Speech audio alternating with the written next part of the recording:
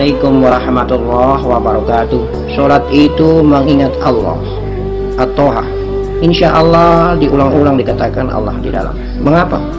Mari kita belajar jauh sebelum kita jadi manusia. Ketika Allah dalam keadaan kesendirian, dia ingin sekali agar dikenal, maka dia mengadakan zahirnya yang bernama Nur Muhammad. Kemudian Nur Muhammad ini ditiupkan ke dalam jasadnya Nabi Adam alaihissalam. Nur Muhammad ini ketika ditiupkan ada perjanjian.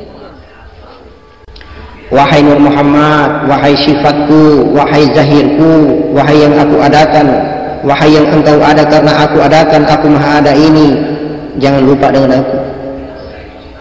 Selalu ingat aku, karena aku maka engkau itu aku ciptakan, karena aku maka aku beri kuasa kepadamu, karena aku maka engkau aku beri kehendak, karena aku maka aku titipkan engkau cinta, karena aku maka engkau mendapatkan nikmat dan rasa di dalam jasad itu, karena aku pula maka engkau bisa menggerakkan jasadmu, karena aku maka aku tempatkan engkau di otakmu 100 tahun, aku pindahkan engkau lagi di matamu sehingga matamu bisa melihat jasadmu itu, sehingga pendengaranmu bisa mendengar, kemudian aku pindahkan lagi di hidung engkau bersin, aku turunkan lagi di hatimu, kemudian aku turunkan di perutmu sehingga perutmu rasa lapar, engkau makan, kemudian aku turunkan di kemaluanmu, engkau merasa nikmat, kemudian aku turunkan lagi di betis dan di tumit. Sepanjang engkau berada di dalam raga jasad ciptaanku ini yang berasal dari tanah tembikar ini, jangan sekali-kali engkau lupa kepadaku, ingatlah kepadaku. Lalu pertanyaan daripada Nur Muhammad, bagaimana caranya aku mengingat engkau? Sebut saja namaku berulang-ulang. Allah, Allah, Allah, Allah. Pujilah diriku, agungkanlah diriku, sanjungkanlah diriku. Subhanallah, maha suci engkau ya Allah. Puji, sanjung diriku, agungkanlah diriku. Allah Rabbiyal A'la, Subhana Rabbil Azim. Berbagai macam zikir itu adalah mengingat Allah, ciptaan Allah, zahir Allah, nafas Allah, mengingat Allah, mengingat sejati dirinya, yaitu zat yang kuasa, zat yang mengadakan dirinya. Maka nafas ini mulai mengingat Allah, Nur Muhammad mengingat Allah, darah, daging, tulang, kulit, urat, bulu, jantung, empedu, limpa, hati dan paru-paru mengingat Allah. Bagaimana caranya mengingat Allah? Dengan berzikir, dengan menyebut nama Allah, dengan memuji nama Allah, dengan menyanjung nama Allah, dengan memberi kuasa dan kebesaran kepada Maha Besar Allah, Maha Kuasa Allah. Allahu Akbar, Allahu Akbar. Hanya dengan menyebut, maka itu termasuk mengingat. Kemudian baginda Nabi mendapatkan perintah untuk mengingat Allah ini ketika pulang bertemu Allah dengan cara mekanisme, sebuah kreativitas, sebuah desain model mengingat Allah yang lebih sempurna, yaitu dengan cara bergerak takbir sampai dengan salam. Dari mana Nabi ini mendapatkan cara mengingat Allah yang sempurna ini mulai dari takbir sampai salam? Ketika Nabi dimi'rajkan, waktu pulang dia menyaksikan cara mengingat Allah ini, cara sholatnya para malaikat. Ada di saf tertentu, di langit tertentu, malaikat ini hanya takbir saja. Di langit yang tertentu, malaikat ini hanya ruku saja.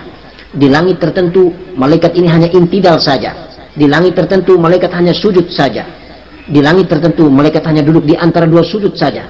Dan di langit tertentu, malaikat hanya salam saja. Assalamualaikum, assalamualaikum, assalamualaikum, assalamualaikum. Di langit tertentu, malaikat hanya berdoa saja. Duduk, kemudian hanya berdoa saja. Maka Nabi mengkreasinya, mengakumulasi atau mengkondensasi, mengumpulkan mekanisme tata cara mengingat Allah dari para malaikat mulai dari takbir sampai salam, diberikan kepada umatnya. Bagaimana caranya kita mengingat Allah yang lebih bagus, lebih indah, lebih elok, lebih cantik, dan diridhoi Allah Subhanahu wa taala, disetujui Allah Subhanahu wa taala melalui malaikat Jibril alaihissalam, yaitu dengan cara takbir, ruku, sujud, salam, intidal, gerak-gerik salat yang sempurna.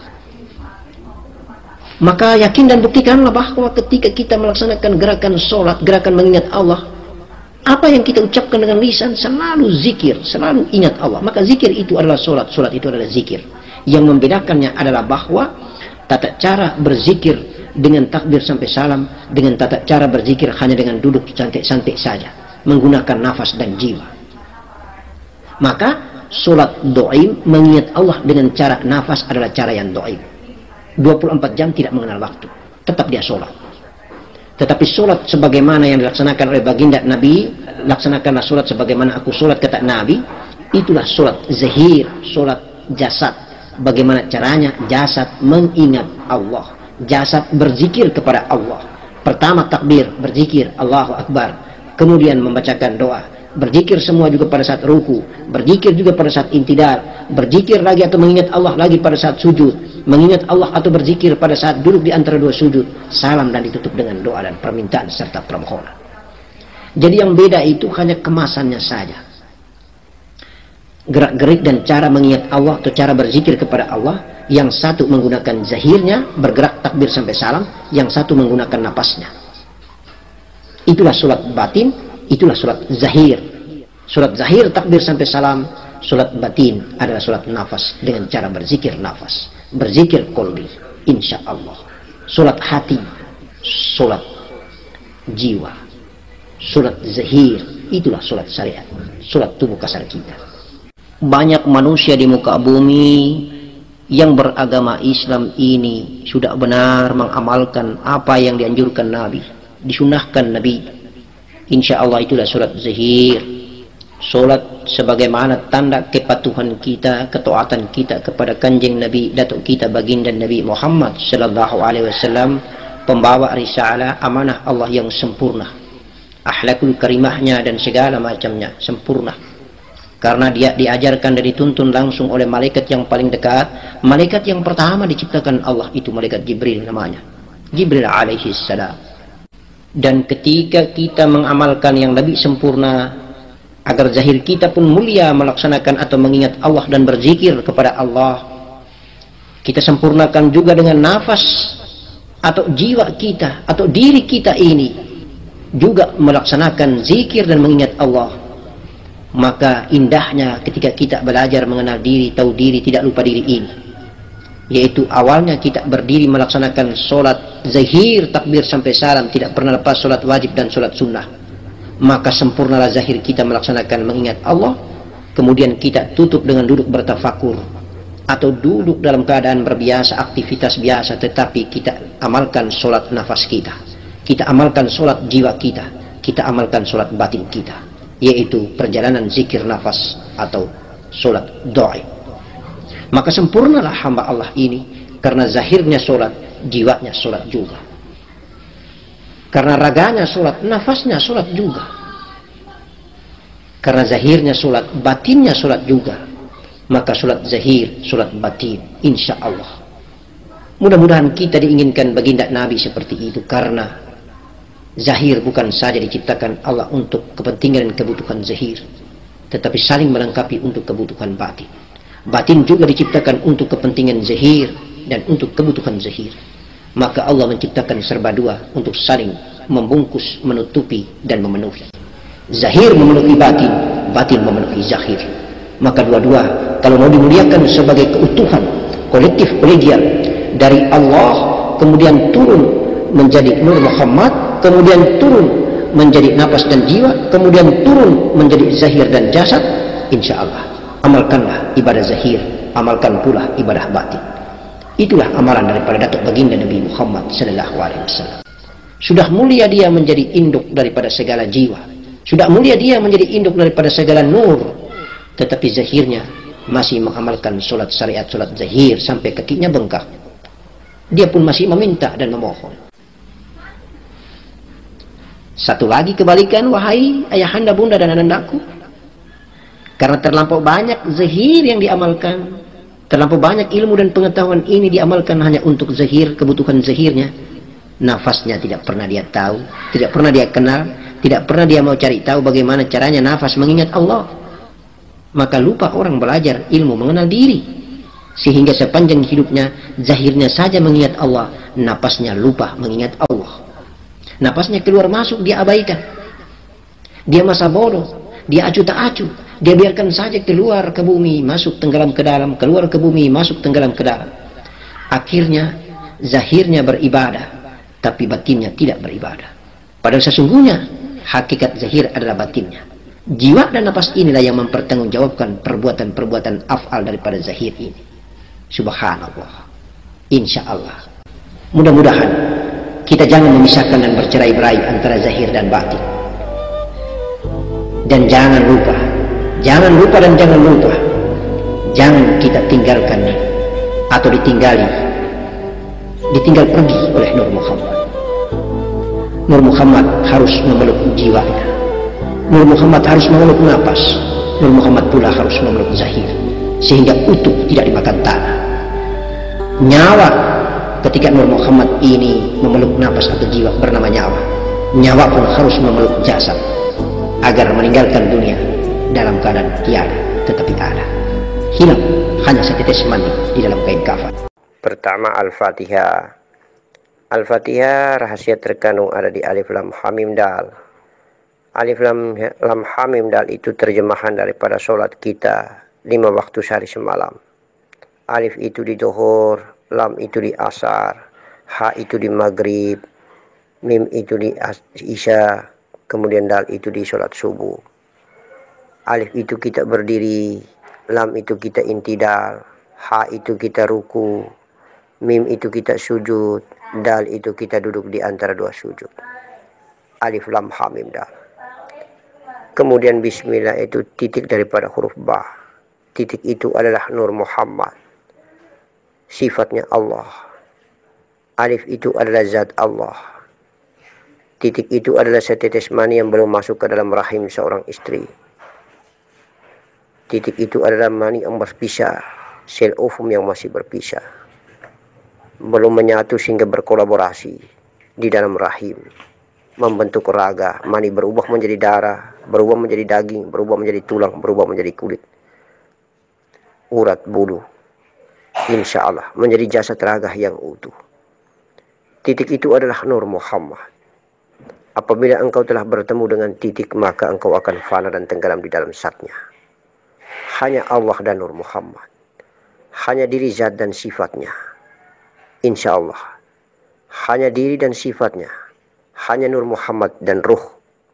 Nur Muhammad atau ruh Muhammad yang ditiupkan ke dalam batang tubuh Adam. Maka beraf'alah perjalanan Nur Muhammad melalui batang tubuh di atas muka bumi ini. Kemudian Nur Muhammad itu dititipkan di dalam tulang sulbinya Adam, lalu diberikan melalui setetes mani kepada Ummi Hawa. Lahirlah kita anak cucunya ini. Maka kita berasal dari Nur Muhammad yang ada di tulang sulbi Nabi Adam alaihissalam dan sel ovum di tulang dada Ummi Hawa radhiyallahu an. Insya Allah hakikinya seperti itu. Menyangkut kata kun fayakun, memang benar. Kun fayakun itu adalah penjelasan tentang keberadaan diri Allah dalam posisi hakikat yang tertinggi, martabat yang tertinggi, martabat ahadiyah, martabat wahdah, dan martabat wahadiyah. Martabat ahadiyah itulah kun, martabat wahdiyah itulah faya, wahdah itulah faya, dan martabat kun yang ketiga adalah martabat wahdiyah. 3 martabat kedudukan Allah ini adalah berposisi sebagai zat, sedangkan selanjutnya berposisi sebagai Nur Muhammad dan hamba, jiwa dan napas, batang tubuh dan raga. Itulah posisi kun. Posisi faya adalah Nur Muhammad dan sifat. Posisi kun lagi adalah alam semesta raya maya pada yang ada. Insya Allah kedudukan antara Allah, Nur Muhammad, dan ciptaannya. Ana minurillahi al-alamina minuri. Aku berasal dari cahaya Allah, kata Nur Muhammad. Dan karena cahayaku Nur Muhammad ini, seluruh alam raya tercipta. Allah zatku adalah kun, aku Nur Muhammad adalah faya, dan alam tercipta adalah kun. Itulah kun fayakun. Itulah alif lam dan mim. Alif lam mim. Insya Allah. Allah, Jibril alaihissalam, Muhammad sallallahu alaihi wasallam. Allahu zat, lam itu adalah sifat Nur Muhammad, dan mim itu adalah asma, ilmunya, namanya, nama daripada Nur Muhammad. Muhammad sallallahu alaihi wasallam, batang tubuh. Allah teramat sangat menjadi zat yang agung dan maha baik. Allah teramat sangat mulia. Allah maha mulia. Allah menciptakan kita sebagai hamba, sebagai utusannya, melalui Nur Muhammad, yang membuat rupa dan wajah jasad raga ini menjadi tampan dan cantik. Ketika di dalam rahim seorang ibu, maka ya Rabbal Alamin Jalali wal Ikram, Allah menitipkan rokaat-rokaat solat ini dengan sempurna. Maghrib berada pada 2 lubang hidung dan 1 lubang mulut, 3 rokaat. Isya berada pada 2 pandangan mata dan 2 pendengaran telinga, 2 lubang mata, 2 lubang telinga. 4 rokaat solat isya ini. Kemudian kedua tangan dan kedua kaki ini, itulah solat duhur, 4 rokaat. Lalu kedua mata kaki di sebelah kanan dan kedua mata kaki di sebelah kiri, itulah 4 rokaat di waktu solat asar. Lalu 2 pintu depan dan pintu belakang, lubang dubur dan lubang kemaluan, itulah 2 rokaat solat subuh. Kesempurnaan dalam batang tubuh dan raga yang diciptakan Allah penuh dengan rahasia di dalam rahim ibu, di dalam rahim seorang perempuan, istri. Masya Allah. Mengapa kita lalai sehingga kita tidak mengindahkan perintah Allah dan menjauhi segala larangannya? Ketika kita bertakbir dan berikrar, inni wajjahtu wajhiya lilladzi fataras samawati wal arda hanifan musliman wa ma ana minal musyrikin. Kita berikrar dan berjanji kepada Allah, solatku, hidupku, matiku, ibadahku hanya untukmu ya Allah. Aku hadapkan wajahku ke hadiratmu ya Allah, dan tidak pernah aku mensekutukan dan menserikatkan padamu. Allahumma salli ala Sayyidina Muhammad wa ala ali Sayyidina Muhammad. Sementara di atas sajadah berjanji dan berikrar dengan mulia di waktu maghrib, tetapi di luar sajadah kita langgar dan kita mengamalkan perbuatan berdosa pada 3 rokaat itu. Di mana rokaat maghrib itu berada pada batang tubuh, itulah rakaat yang ada pada mulut dan pada 2 lubang hidung ini. Maka insya Allah apabila kita melaksanakan sholat maghrib di atas sajadah, keluar dari sajadah, kita jaga dan kita rawat mulut ini, dan kita jaga serta kita rawat dengan 2 lubang hidung ini. Apabila keluar daripada sajadah setelah kita melaksanakan sholat maghrib, kita telah ghibah, melakukan perbuatan dosa pada mulut dan kedua lubang hidung ini, batallah sholat maghrib kita secara hakiki. Dan apabila setelah kita melaksanakan sholat isya dan tahu kita tentang sholat isya itu 4 rakaat ada pada mata dan pada telinga, sholat isya pada batang tubuh ini ada pada kedua pandangan mata dan kedua pendengaran telinga. Dan apabila keluar dari sajadah kemudian pandangan mata ini berdosa, pendengaran telinga ini pun melakukan perbuatan dosa, mata ini melakukan perbuatan zina, kemudian telinga pun berbuat dosa dengan mendengarkan perkataan-perkataan hina di hadapan Allah, maka batalah sholat isya kita. Oleh karena itu maka di manakah sholat-sholat ini berada di batang tubuh dalam proses mengamaliyahkan apa yang menjadi ikrar kita terhadap Allah Subhanahu wa ta'ala di atas sajadah, ambar sajadah, tempat fasilitas terbaik kita bermi'raj ke hadirat Allah Subhanahu wa ta'ala. Ambar sajadah, tempat di mana kita sujud dan mencintai, menitiskan air mata cinta kepada zat yang agung. Karena aku, kita semua, Nur Muhammad yang tertitip di dalam batang tubuh dan menginap lama ini akan kembali menuju jalan pulang ke hadirat rahmatnya. Oleh karena itu maka kita berasal dari zat yang agung, kita kembali pula lenyap dan fana serta lebur menjadi tiada. Yang ada hanyalah zat agung yang mulia, Allah Subhanahu wa ta'ala. Ya Rabbah ya Nur, ya Rabbah ya Nur, ya Rabbah ya Nur. Ya Sayyidi, Ya Rasulullah, hanya kepada engkaulah kami datang dan kepada engkaulah kami pulang. Kepada engkaulah kami engkau utus untuk menginap lama di dalam batang tubuh dan raga yang hina dina ini. Kami menginap di darah, kami menginap di daging, kami menginap di tulang, kulit, urat, bulu, jantung, empedu, limpa, hati, dan paru-paru. Kami pernah menginap di alam mani dan sel ovum. Kami kini berada di atas bumi yang hina dina ini. Kami telah lampau banyak mencicipi nikmatnya makanan bumi dan minuman bumi. Lalu darah ini menjadi tercampur dengan makanan dan minuman bumi sehingga menjadi hijab. Lalu aku Nur Muhammad tiada mampu lagi memancarkan cahayaku sampai ke batang tubuh yang paling terluar. Sampai ke batang tubuh yang bernama kulit, urat, dan bulu, serta jantung, empedu, limpa, hati, dan paru-paru. Kemudian aku Nur Muhammad ingin pulang, meninggalkan batang tubuh yang penuh dengan kotoran-kotoran bumi ini. Aku ingin pulang. Aku ingin kembali ke dirimu, wahai zatku yang mulia. Aku sudah tidak betah lagi nginap lama di batang tubuh yang penuh mencintai dunia daripada mencintai engkau. Padahal aku inginkan agar aku berafal di atas muka bumi ini hanya semata-mata beribadah kepada engkau. Wahai zatku, asal muasal diriku. La ilaha illallah Muhammadur Rasulullah.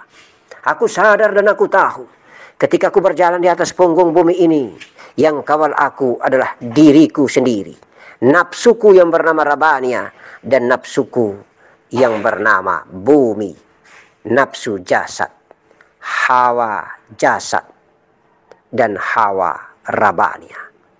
Aku akan dikawal oleh mereka berdua. Tetapi yang aku inginkan adalah ketika aku pulang, keaslian dirikulah yang akan bertemu dengan dirimu. Hingga nur ketemu nur.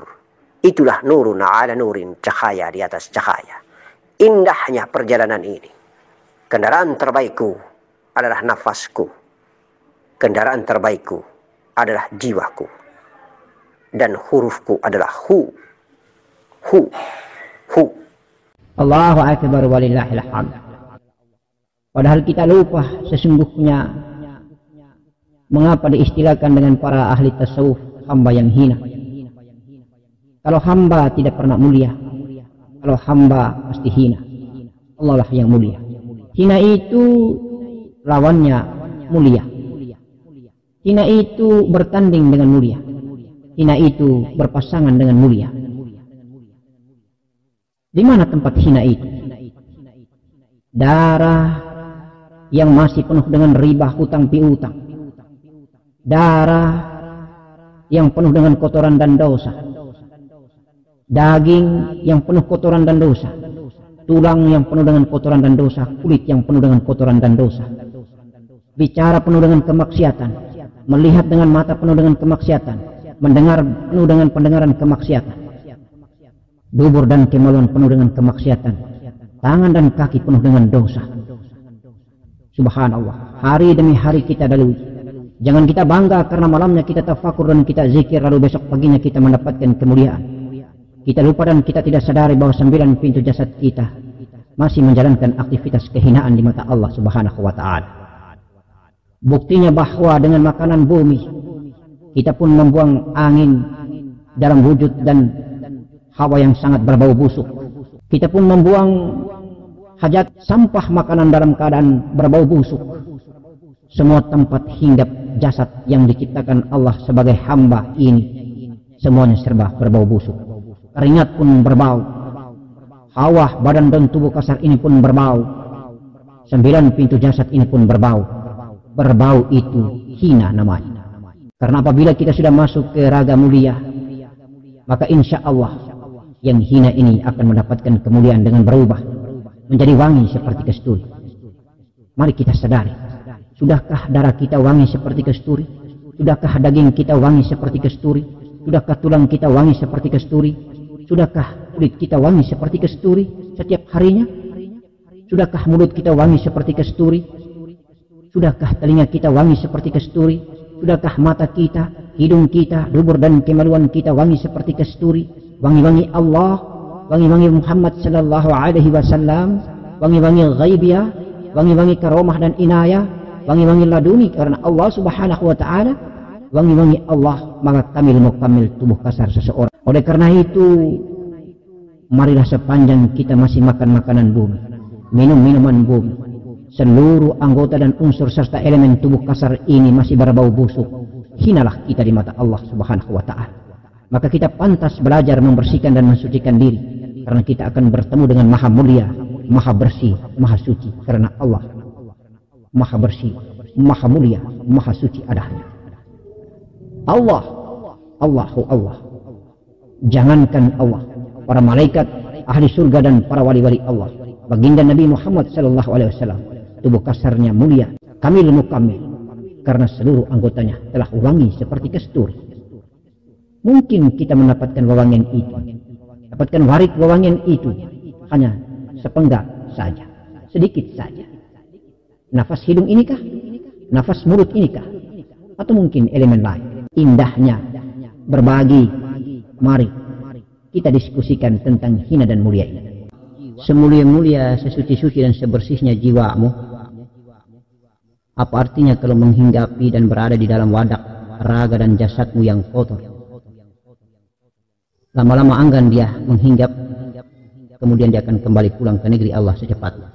Bagaimana mungkin kita mengharapkan jasad daripada setetes mani ini hadir di muka bumi menjadi seorang kekasih Allah, menjadi seorang ulama, menjadi seorang mubalik-mubalagha, menjadi seorang yang soleh dan soleha. Subhanallah, harapan itu akan sirna.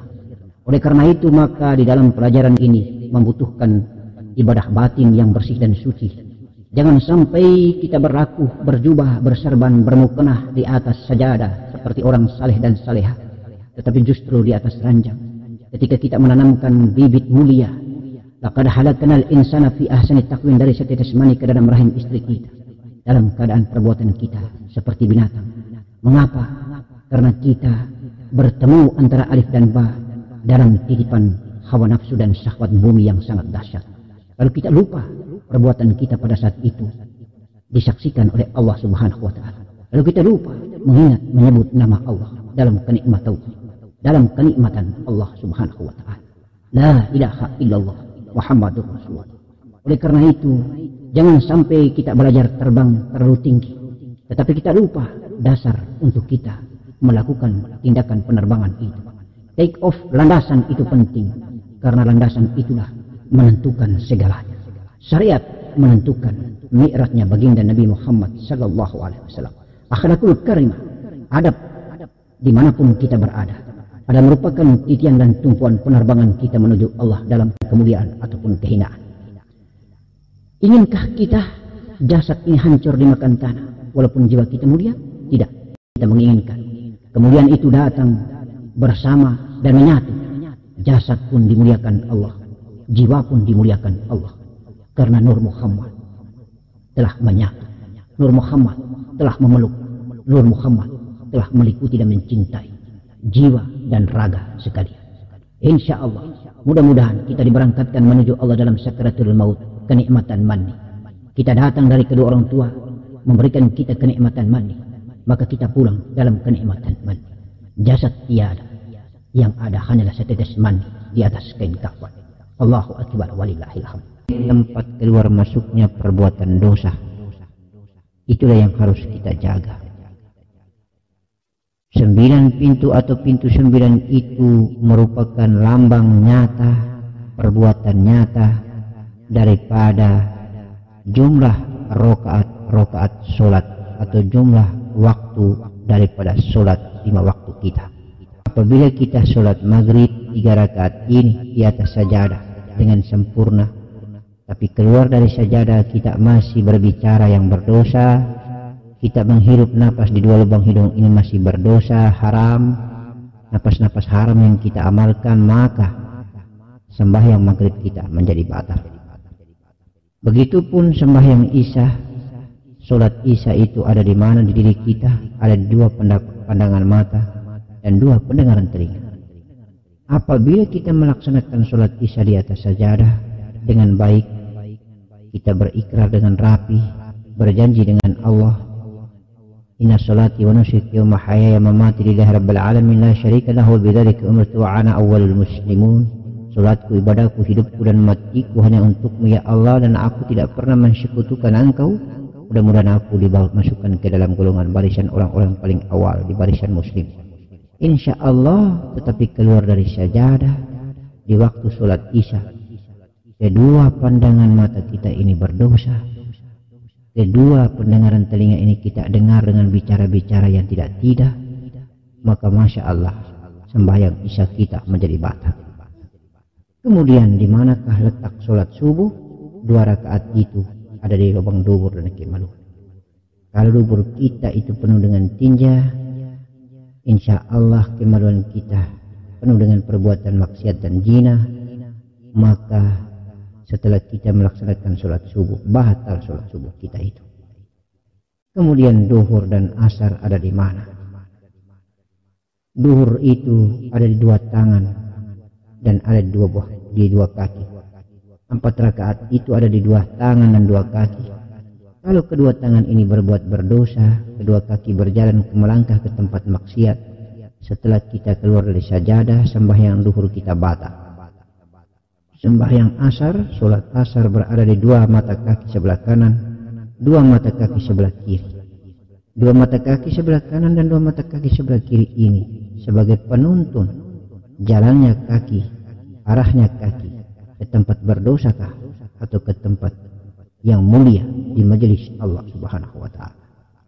Oleh karena itu 9 pintu jasmani tadi, pendengaran telinga, penglihatan mata, lubang hidung, 1 mulut, lubang dubur dan kemaluan, 9 pintu itu dijaga daripada perbuatan-perbuatan maksiat dan dosa. Kalau dijaga dengan baik, insya Allah berarti ketika kita berzikir zahir, Allah membuat cahaya diri tubuh kasar kita ini menjadi cahaya Muhammad, menjadi sinar penuh dengan cahaya. Di gardu-gardu tempat stasiun adanya cahaya Muhammad. Darah kita bercahaya, daging kita bercahaya Muhammad, tulang kita, kulit kita bercahaya Muhammad, jantung memperlimpah hati kita, kepala kita bercahayakan cahaya Muhammad. Kemudian mari kita naik ke makom yang kedua, kolbi, kita berzikir hati.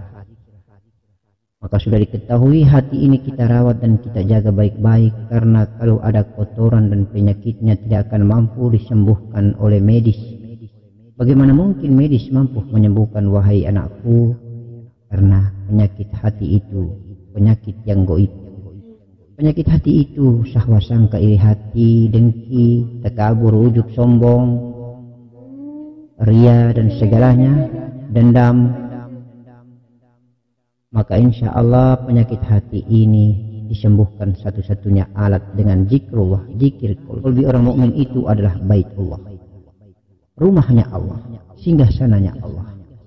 Untuk itu kalau bersih hati, suci hati, Nur Muhammad tempat tinggalnya ada di hati, Allah tempat tinggalnya ada di hati. Nur Allah di dalam Nur Muhammad, Nur Muhammad di dalam Nur Allah. Kita berzikir nafas, nafas tenggelam menjadi jiwa, berprofil seperti jasmani kita, kemudian akan fana lebur di dalam hati, di dalam rasa. Nur Muhammad, Nur Muhammad itu rasa, Nur Muhammad itu Nur Allah. Kalau kita masuk ke negeri Nur Muhammad, maka kita akan diberikan hidayah oleh Allah, kasaf melihat yang gaib, dan kita diberikan hidayah oleh Allah melihat jiwa kita mi'raj bertemu Allah sejati. Itulah kuncinya, kita harus menjaga sifat-sifat buruk daripada hati kita. Bersihkanlah hati kita, tiadakanlah semua Tuhan-Tuhan lain. La ilaha illallah, la ilaha illallah. Tinggalkan Tuhan-Tuhan lain. Yang kita isi di hati kita hanya Allah semata, hanya Allah semata. Pikiran kita, angan-angan kita, kemudian kita matikan. Yang kita pikirkan hanya Allah, angan-angan hanya Allah. Kita turunkan ke hati, hati keluar dengan kalimat Allah, Allah, Allah. Kalau lahan atau ladang hati itu sudah bersih dan suci, maka Nur Muhammad bersinar, menyinari semua kondisi yang ada di fisik ini. Keluarlah suara Allah menyatakan dirinya, Allah, Allah, Allah, Allah. Kita dengar dengan kasar suara itu keluar daripada hati kita ini. Kemudian naik berikut, kita jaga makom nafas kita Dengan istighfar nafas inilah yang akan menghancur totalkan darah-darah kotor, daging, tulang dan kulit, membersihkan jasmani kita, membersihkan hati kita. Insya Allah, apabila sudah bersih dan suci, di tempat hati ini pula jualah engkau akan kasaf dan engkau akan melihat dirimu pesiar jauh menuju zat Allah Subhanahu wa ta'ala. Dengan berbagai macam imbalan dari Allah, warid dari Allah tentang pemandangan-pemandangan ghaibiyah, melihat al-malakuti nur wa al-malakuti ruh, alam malakut, alam jabarut, alam syahadah. Amin. Mudah-mudahan Allah memberikan waridnya, barokah dan rahmatnya, dan kita selalu menjadi hamba yang al-fakir, membutuhkan ridhonya. Ayahandaku, bundaku dan anakku, janganlah sekali-kali kita minta imbalan dari Allah apapun ibadah kita.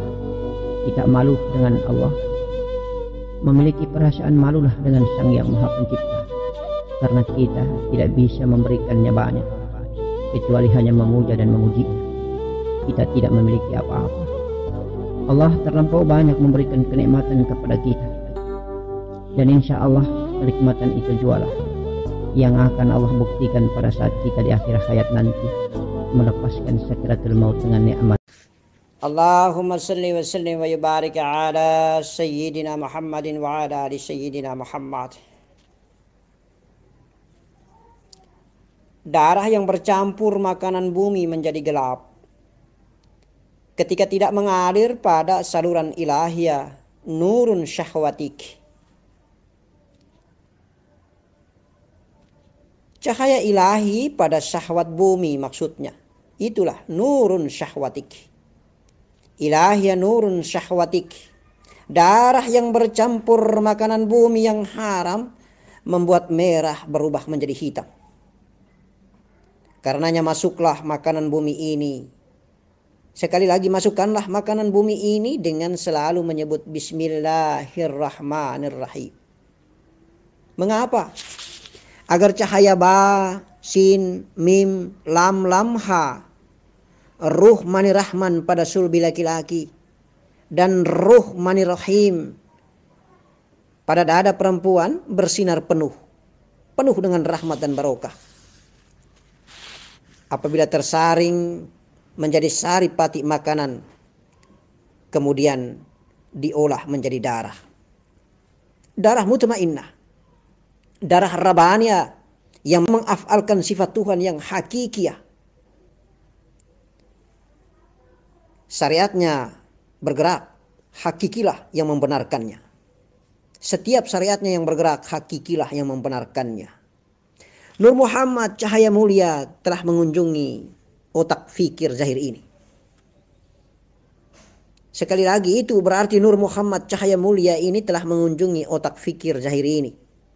Nur Muhammad cahaya mulia ini pula telah mengunjungi dan memeluk darah di dalam jantung. Sehingga aktual hidupnya manusia itu telah mengamalkan sifat-sifat Allah atau Nur Muhammad cahaya mulia secara kafah. Nur Muhammad, Fuadi dan Saghofah dari negeri kolbu adalah gardu cahaya dari balik sir dan aku maha cahaya.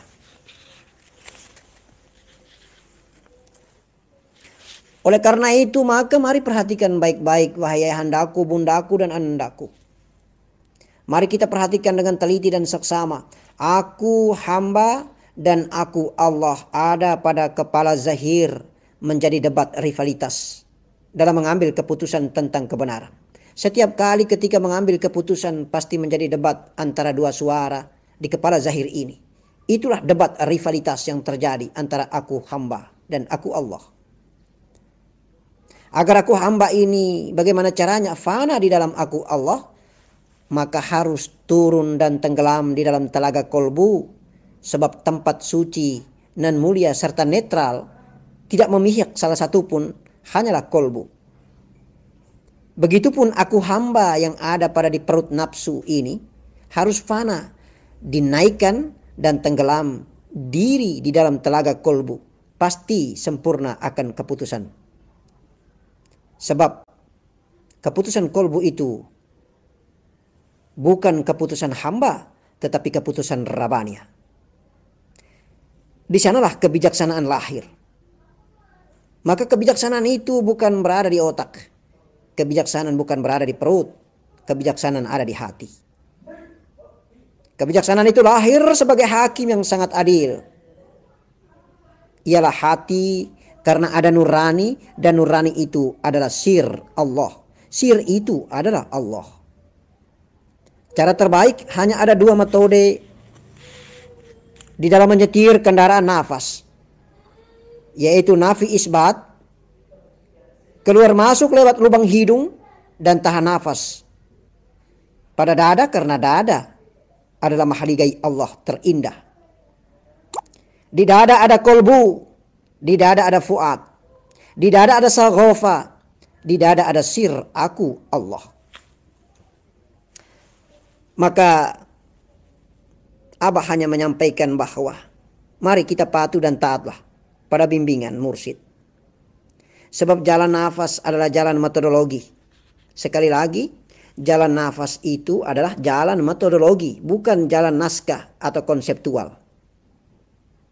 Mursyid yang pernah berjalan dan tak henti-henti berjalan. Mursyid yang selalu berjalan pulang dan pergi karena negeri akhirat adalah kampung jiwanya, walau zahirnya masih hidup.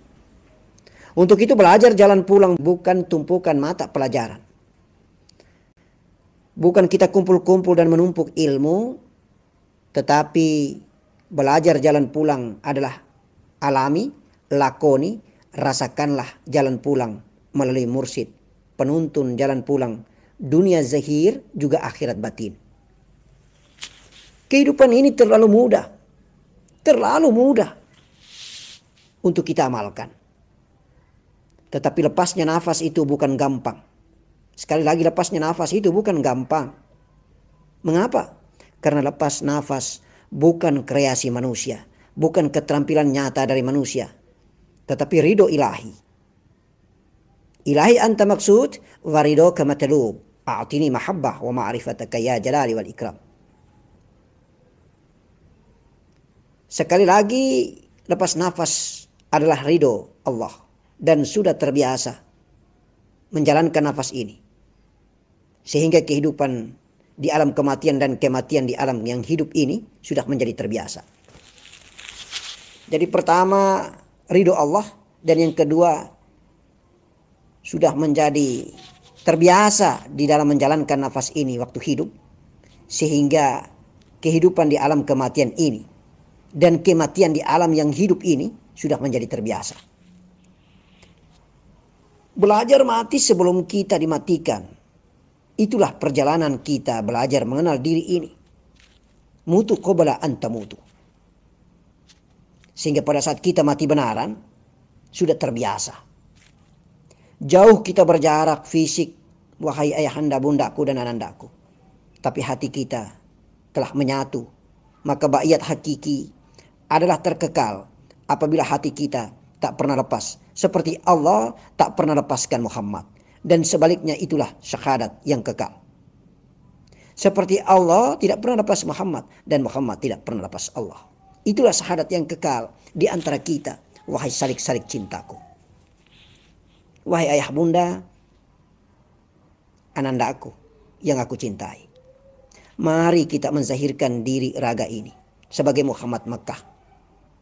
Mari kita menzahirkan diri ini sebagai nafas jiwa ini Ahmad. Nur sifat ini Muhammad. Nur sifat ini Muhammad awalun. Dan zat Allah ma'rifatlah kita. Itulah syariat, tarekat, hakikat, ma'rifat kita. Hanya ada Muhammad, hanya ada Ahmad dan Mahmud, maka kita akan berada pada maqamam mahmudah, ar-rafiqul a'la. Hanya ada Muhammad, hanya ada Ahmad dan Mahmud, maka kita akan berada pada maqamam mahmudah, ar-rafiqul a'la. Jangan sekali-kali meninggalkan doa. Sebab doa adalah dialog pengakuan, bukan dialog rivalitas. Berdoalah dengan diam Sebab diam itu dekat sekali dengan yang tidak berhuruf dan tidak berbunyi. Itulah Allah. Bila kau berdoa dengan suara, maka harus melewati negeri iblis yang menghalangi doa dialogmu. Itulah doa dengan zahir. Selalu saja ada godaan dan cobaan dari iblis. Karena kita pasti melewati negeri iblis itu. Tetapi ketika tenggelam waktu takbir, maka Abah menyarankan peluklah. Itulah Imam Syafi'i mengajarkan kepada kita dalam mazhabnya. Ketika kita bertakbiratul ihram, kemudian kita memeluk, maka peluklah. Sebab kau sudah bertemu, buktinya ada kenikmatan di dadamu ketika engkau bertakbir. Ketika engkau mengisbatkan hu, maka ada kenikmatan di dadamu, kesejukan di kepalamu, ubun-ubunmu terasa hampa, seakan terbang raga ini. Allahu Akbar, Allahu Akbar. Abah menyampaikan, mari kita saling mencintai, mari kita saling mengasihi, wahai ayahanda, bunda dan anandaku. Seperti Allah Zat yang tak pernah putus-putus mengasihi kita. Seperti Allah Zat yang tak pernah putus-putus menyayangi kita, menyayangi zahir kita yang hina ini. Allah berfirman dalam hadis qudsinya, seandainya dibuka kesucian wajahku yang mulia ini, maka pastilah terbakar segala sesuatu sejauh mataku memandang. Hadis riwayat Muslim. Jibril alaihissalam pun berucap, andaikan aku mendekat, pastilah aku terbakar. Nabi kita, datuk kita, baginda Nabi Muhammad sallallahu alaihi wasallamul karim bersabda, kalian akan melihat Tuhan kalian seperti kalian melihat bulan pada malam purnama. Hadis riwayat Bukhari. Barang siapa mengenal dirinya, maka dia akan mengenal Allah. Barang siapa mengenal sifat, maka dia akan mengenal nafasnya. Barang siapa mengenal nafas, maka dia akan mengenal hatinya. Siapa yang mengenal hati, maka dia akan mengenal rasanya. Siapa yang mengenal rasa, dia akan mengenal rahasianya. Allah pun berfirman dalam hadis qudsinya, aku ingin melihat diri di luar diriku. Allahumma salli ala Sayyidina Muhammad wa ala ali Sayyidina Muhammad. Wahai ayahanda, bundaku dan anandaku, hiduplah di atas muka bumi ini hanyalah sementara untuk membuat lepas dahaga haus dan kenyang perut ini. Janganlah banyak beriming-iming tentang dunia, karena dunia itu sifatnya fana. Kita memenuhi kebutuhan kelebihan itu milik hamba Allah yang fakir dan miskin, milik anak yatim dan piatu, milik keluarga kita muslim wal muslimati, mu'min wal mu'minat yang membutuhkan. Hakikinya kita akan kembali, kita akan jalan pulang. Kita merantau sudah cukup banyak dan terlalu lama. Kita sudah mengamalkan syahwat bumi begitu banyak. Mari selalu kita ingat, jedah waktu kesibukan dunia ini, selalu kita mengharapkan untuk datangnya waktu sholat. Media terbaik ketika kita berdialog dan bercakap-cakap dengan Allah Subhanahu wa Ta'ala. Apabila di antara kita ketika berdialog dan bercakap-cakap kemudian titisan air mata, kerinduan yang tiada terlepas, maka buktikanlah bahwa Allah telah mengasihimu. Allah telah menyayangimu.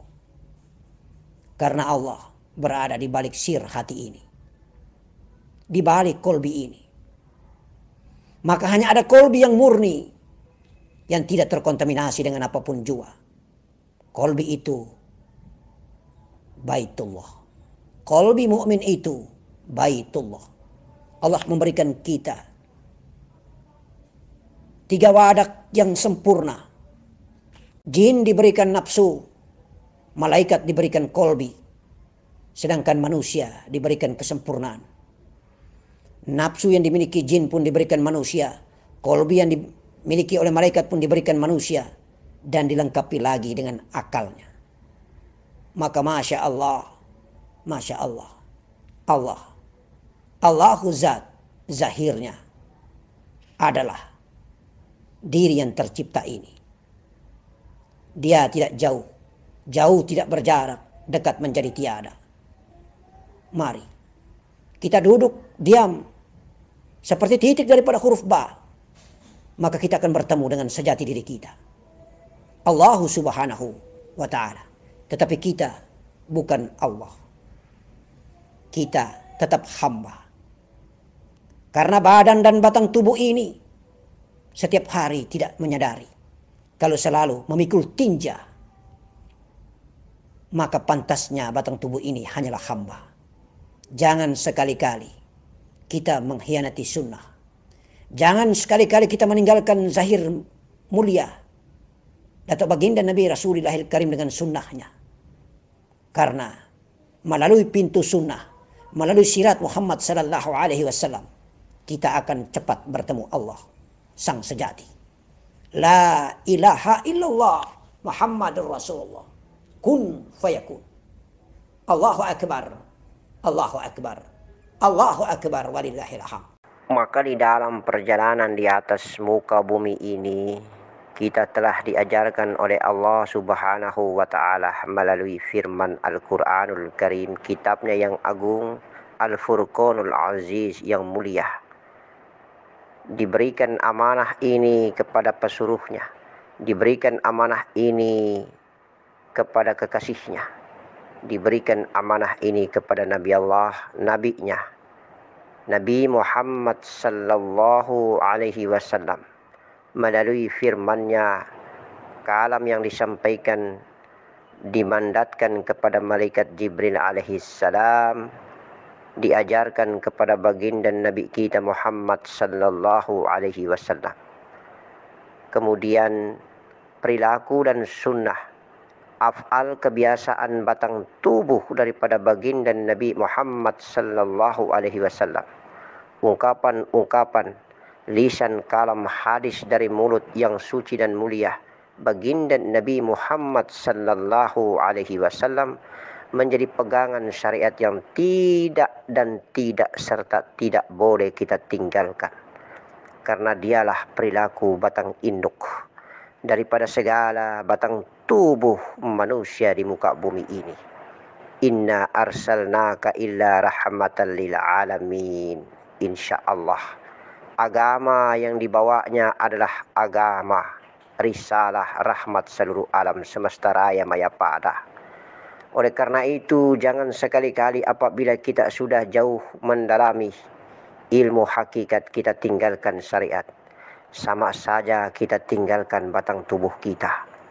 Karena yang diajarkan oleh baginda Nabi Muhammad sallallahu alaihi wasallam adalah ajaran bagaimana caranya batang tubuh mengibadahi dirinya, bagaimana caranya darah mengibadahi dirinya, daging mengibadahi dirinya, tulang mengibadahi dirinya, kulit, urat, bulu, jantung, empedu, limpa, hati, paru-paru, zahir ciptaan Allah ini mengibadahi dirinya kepada Allah Subhanahu wa ta'ala, zat yang agung, yang suci, yang menciptakan zahir inilah yang harus dipertanggungjawabkan kepadanya. Kepada yang mulia, yang maha guru, Allah Subhanahu wa ta'ala lah tempat kita berasal dan kita kembali. Maka insya Allah apabila kita mau ma'rifatul Rasul, kita lebur dan fana di dalam diri Rasulullah sallallahu alaihi wasallam, memang mutlak tidak boleh tidak harus kita amalkan. Amalkan syariatnya, solat 5 waktu, berpuasa di bulan Ramadan 30 hari lamanya, mengucapkan 2 kalimat syahadat, menunaikan zakat fitrah, beribadah haji di tanah suci Makkahil Mukarram ala Allah. Itulah sunnah syariat yang diajarkan. Apabila kita amalkan sunnah syariat, sama dengan kita menyempurnakan, kita memaksimalkan tentang perjalanan energi tubuh batang ini.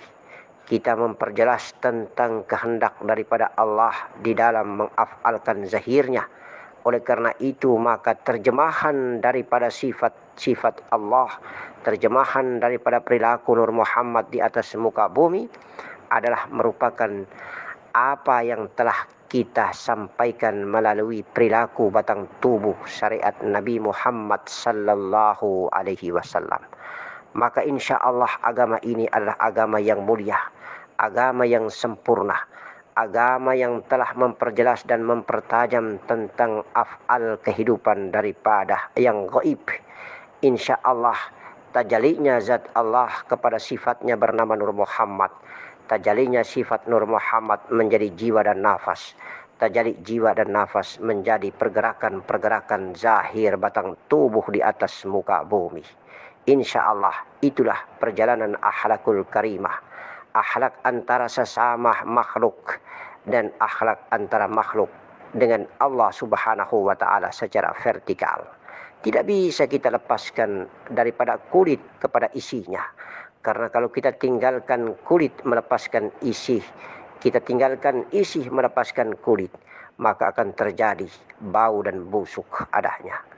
Perilaku yang berdosa, hanya ada nafsu bumi yang fana dan lenyap di dalam nafsu rabaniyah. Hanya ada nafsu bumi yang bergerak fana, tiada yang ada nafsu rabaniyah. Kemudian hanya ada nafsu rabaniyah yang bergerak dan tiada lenyap dan fana di dalam diri Nur Muhammad. Hanya ada nafsu yang bergerak fana, tenggelam di dalam kolbi, dan hanya ada kolbi yang tenggelam di dalam akal. Karena di akal itulah rongga dada. Rongga dada, di balik rongga dada ada kolbi, di balik kolbi ada akal, di balik akal fuad sagofah Nur Muhammad, sirnya Allah Subhanahu wa Ta'ala. Kita harus menjalankan dan mengamalkan perilaku sifat daripada para malaikat dan sifat daripada jin. Sifat jin itulah perilaku nafsu bumi, sifat malaikat penuh dengan perjalanan tatanan kolbi, itulah perjalanan malaikat. Sifat nafsu bumi, sifat nafsu rabaniyah. Nafsu bumi lebih didominasi dengan perilaku jin, sementara nafsu rabaniyah lebih lama dan lebih banyak didominasi dengan perilaku para malaikat. Insya Allah maka diberikan amanah mandat nafsu, kolbi dan akal. Akal itulah berkedudukannya sir, karena memang Allah berkedudukan pada tempat yang teramat sangat tinggi. Zat Maha yang agung, zat Allah Subhanahu wa Ta'ala telah menitipkan Nur Muhammad di dalam batang tubuh Adam. Kemudian telah beraf'allah batang tubuh itu di atas muka bumi sepanjang hidup dan sejarahnya. Kemudian batang tubuh ini akan ditinggalkan atau akan dibawa pergi bersama Nur Muhammad untuk tenggelam di dalam zat Allah. Ilahi anta maksudi waridoka matalubi a'tini mahabbataka wa ma'rifataka ya jalali wal ikram. Insya Allah belajar ilmu mengenal diri, belajar ilmu hakikat hanyalah menjadikan hati ini sebagai media untuk mencintai Allah, mengasihi Allah, menyayangi Allah, agar perjalanan di dalam menjalankan sholat 5 waktu sehari semalam, mulai daripada takbir dan salam, bukan hanya menerjemahkan tentang hafalan dan gerak-gerik tubuh ini, tetapi justru ada ilmu yang terkandung di dalam hafalan dan gerak-gerik tubuh, sehingga beribadah kepada Allah bukan mengandalkan otak, tetapi justru menjadikan hati dan perasaan ini sebagai media di dalam bertemu dengan Allah Subhanahu wa Ta'ala. Itulah solat yang benar. Solat yang salah adalah solat yang mempertuhankan otak, menjadikan otak sebagai media satu-satunya untuk menuju ke hadirat Allah Subhanahu wa Ta'ala. Karena itu sama saja dengan mengamalkan hafalan gerak tubuh dan hafalan bacaan daripada lisan kalam. Tetapi justru mengandung ilmu hakikat. Kita jadikan media hati sebagai media terbaik untuk bertemu dengan Allah. Karena Allah maha gaib, maka kita ketemu dengan Allah dengan rasa cinta, rasa kasih dan rasa sayang. Karena Allah itu sendiri adalah maha kasih dan maha sayang. Bismillahirrahmanirrahim. Insya Allah. Assalamualaikum warahmatullahi wabarakatuh.